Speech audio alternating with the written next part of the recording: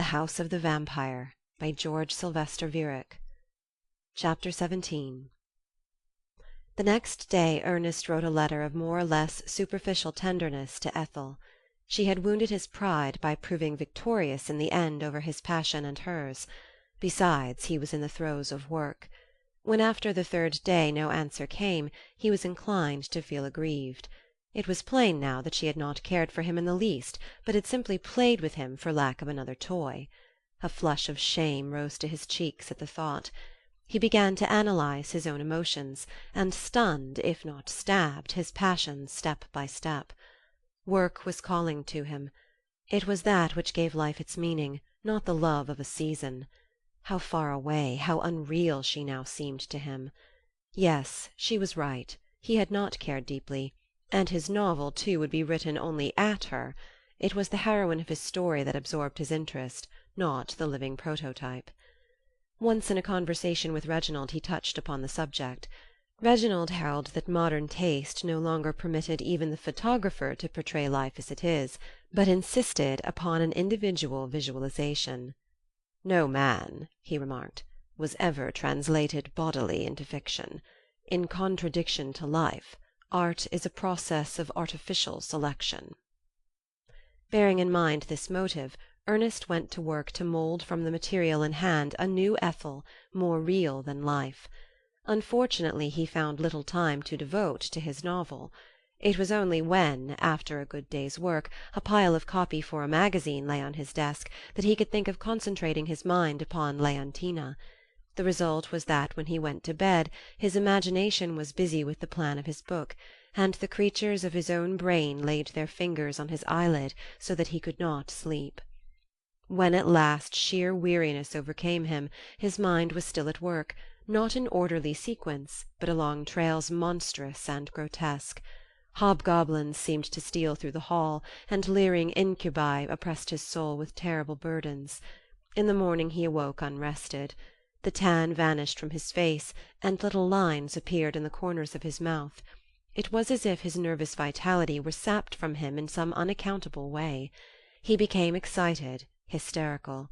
Often at night, when he wrote his pot-boilers for the magazines, fear stood behind his seat, and only the buzzing of the elevator outside brought him back to himself. In one of his morbid moods he wrote a sonnet which he showed to Reginald after the latter's returned from a short trip out of town. Reginald read it, looking at the boy with a curious, lurking expression. "O gentle sleep, turn not thy face away, but place thy finger on my brow, and take all burdens from me, and all dreams that ache. Upon mine eyes a cooling balsam lay, seeing I am aweary of the day. But lo, thy lips are ashen, and they quake. What spectral vision sees thou that can shake thy sweet composure, and thy heart dismay? Perhaps some murderer's cruel eye a gleam is fixed upon me, or some monstrous dream might bring such fearful guilt upon the head of my unvigilant soul as would arouse the Borgian snake from her envenomed bed, or startle Nero in his golden house." "Good stuff," Reginald remarked, laying down the manuscript. "When did you write it?" "The night when you were out of town," Ernest rejoined. "I see," Reginald replied. There was something startling in his intonation that at once aroused Ernest's attention. "What do you see?" he asked quickly. "Nothing," Reginald replied, with immovable calm. "Only that your state of nerves is still far from satisfactory." Chapter 18. After Ernest's departure Ethel Brandenburg's heart was swaying hither and thither in a hurricane of conflicting feelings. Before she had time to gain an emotional equilibrium, his letter had hurled her back into chaos. A false ring somewhere in Ernest's words, re-echoing with an ever-increasing volume of sound, stifled the voice of love. His jewelled sentences glittered, but left her cold. They lacked that spontaneity which renders even simple and hackneyed phrases wonderful and unique. Ethel clearly realized that her hold upon the boy's imagination had been a fleeting midsummer night's charm, and that a word from Reginald's lips had broken the potency of her spell. She almost saw the shadow of Reginald's visage hovering over Ernest's letter and leering at her from between the lines in sinister triumph. Finally reason came and whispered to her that it was extremely unwise to give her heart into the keeping of the boy. His love, she knew, would have been exacting, irritating at times. He would have asked her to sympathize with every phase of his life, and would have expected active interest on her part in much that she had done with long ago. Thus untruth would have stolen into her life and embittered it. When mates are unequal, love must paint its cheeks, and in certain moods at least hide its face under a mask. Its lips may be honeyed, but it brings fret and sorrow in its train. These things she told herself over and over again while she penned a cool and calculating answer to Ernest's letter. She rewrote it many times, and every time it became more difficult to reply. At last she put her letter aside for a few days, and when it fell again into her hand it seemed so unnatural and strained that she destroyed it. Thus several weeks had passed, and Ernest no longer exclusively occupied her mind, when one day in early September, while glancing over a magazine, she came upon his name in the table of contents. Once more she saw the boy's wistful face before her, and a trembling something stirred in her heart. Her hand shook as she cut the pages, and a mist of tears clouded her vision as she attempted to read his poem. It was a piece of sombre brilliance. Like black-draped monks half crazed with mystic devotion, the poet's thoughts flitted across the page. It was the wail of a soul that feels reason slipping from it, and beholds madness rise over its life like a great pale moon. A strange unrest emanated from it and took possession of her. And again, with an insight that was prophetic, she distinctly recognized behind the vague fear that had haunted the poet the figure of Reginald Clarke. A half-forgotten dream, struggling to consciousness, staggered her by its vividness. She saw Clarke as she had seen him in days gone by, grotesquely transformed into a slimy sea-thing, whose hungry mouths shut sucking upon her, and whose thousand tentacles encircled her form. She closed her eyes in horror at the reminiscence. And in that moment it became clear to her that she must take into her hands the salvation of Ernest Fielding from the clutches of the malign power that had mysteriously enveloped his life. Chapter 19. The summer was brief, and already by the middle of September many had returned to the pleasures of urban life. Ethel was among the first comers, for after her resolve to enter the life of the young poet once more it would have been impossible for her to stay away from the city much longer. Her plan was all ready. Before attempting to see Ernest she would go to meet Reginald and implore him to free the boy from his hideous spell. An element of curiosity unconsciously entered her determination.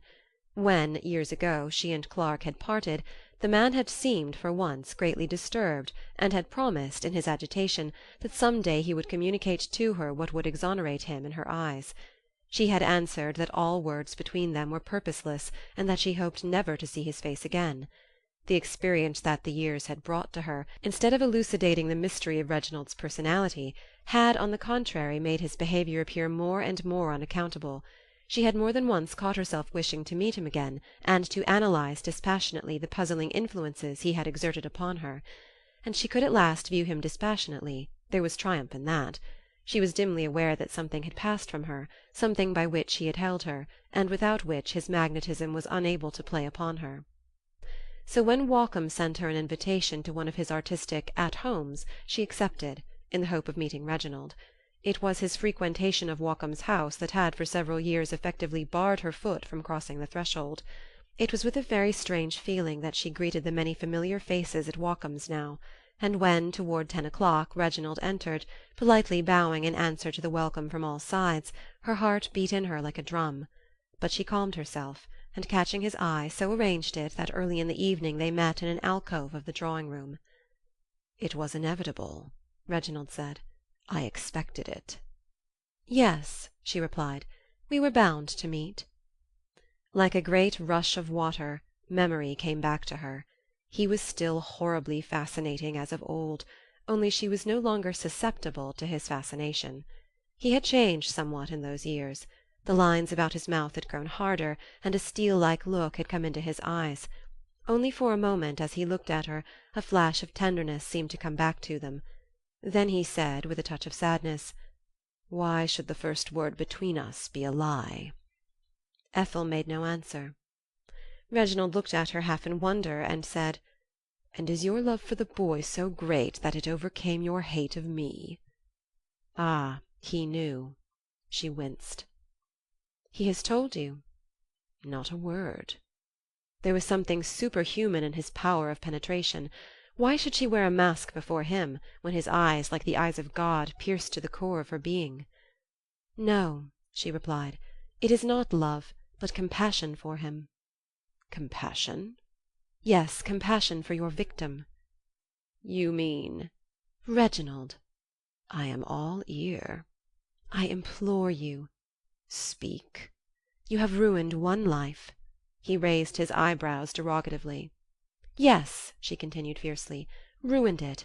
Is not that enough?" "I have never wilfully ruined any one's life." "You have ruined mine."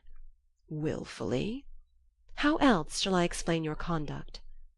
"I warned you." "Warning indeed! The warning that the snake gives to the sparrow helpless under its gaze." "Ah, but who tells you that the snake is to blame?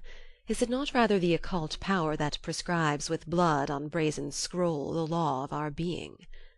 "This is no solace to the sparrow. But whatever may be said, let us drop the past. Let us consider the present.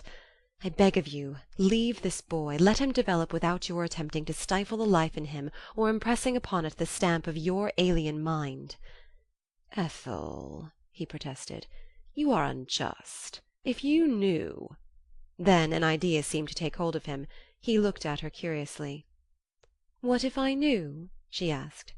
"You shall know," he said simply. "Are you strong?" "Strong to withstand anything at your hand. There is nothing that you can give me, nothing that you can take away." "No," he remarked, "nothing. Yes, you have changed. Still, when I look upon you, the ghosts of the past seem to rise like live things." "We both have changed. We now meet upon equal grounds. You are no longer the idol I made of you." "Don't you think that to the idol this might be a relief, not a humiliation? It is a terrible torture to sit in state with lips eternally shut. Sometimes there comes over the most reticent of us a desire to break through the eternal loneliness that surrounds the soul. It is this feeling that prompts madmen to tear off their clothes and exhibit their nakedness in the market-place. It's madness on my part, or a whim, or I don't know what, but it pleases me that you should know the truth." "You promised me long ago that I should." "Today I will redeem my promise, and I will tell you another thing that you will find hard to believe." "And that is?" "That I loved you." Ethel smiled a little skeptically. "You have loved often." "No," he replied. "Loved, seriously loved, I have only once." End of Section 9.